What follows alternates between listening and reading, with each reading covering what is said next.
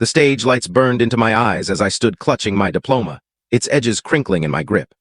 My heart thumped with a mix of triumph and nervous anticipation, craving just one moment, one word of praise from my family. Before we dive in, leave a comment below. Where are you from and which city are you tuning in from? After you read this story, don't forget to share what you'd do in this situation. Be real, drop it in the comments. We read every single one. Let's get started. When I stepped off the stage into the crowd, my father's voice sliced through the cheers like a blade.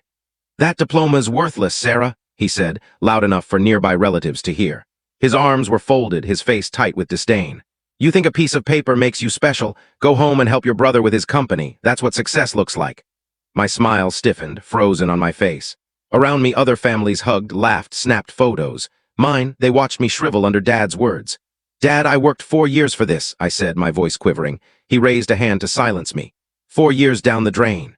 "Who's going to hire you, Sarah? Don't kid yourself. Your brother's the one who will carry this family, not you. Learn your place." My cousin snickered. "Guess that cap and gown's just for show," she muttered to my aunt. Heat flared up my neck. My fingers gripped the diploma so hard the ribbon nearly tore. Mom didn't say a word in my defense. She just stared at her phone, avoiding my eyes. My brother, Ethan, smirked like he'd already claimed victory. I swallowed the ache in my chest. "You don't have to believe in me," I whispered, barely audible, "but I won't live in Ethan's shadow forever." Dad leaned closer, his eyes icy. "You'll do what I tell you, and that's that." The world blurred, cheers, cameras, happy families fading into a haze. I walked out alone, my heels clicking on the polished floor, each step echoing my shame. That night in my room, I sat at my desk, staring at the diploma. My hands shook as I traced my name on it.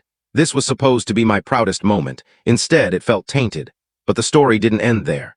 The next morning, a sleek black SUV rolled up to our house. The engine's low hum drew everyone to the windows.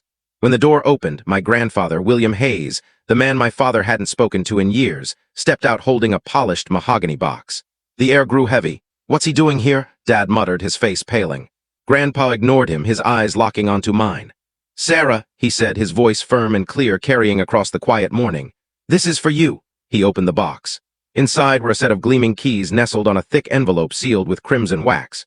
The keys caught the sunlight, flashing into Dad's narrowing eyes. Ethan broke the silence first. "What's this, Grandpa?" he asked, faking curiosity, but his grin wavered. Grandpa's voice cut like a knife. "Not for you, Ethan. This is Sarah's." Dad's jaw clenched. "Dad, whatever game you're playing, stop it. She doesn't need this nonsense." Grandpa's eyes blazed. Next in the short video, the full story on channel link below.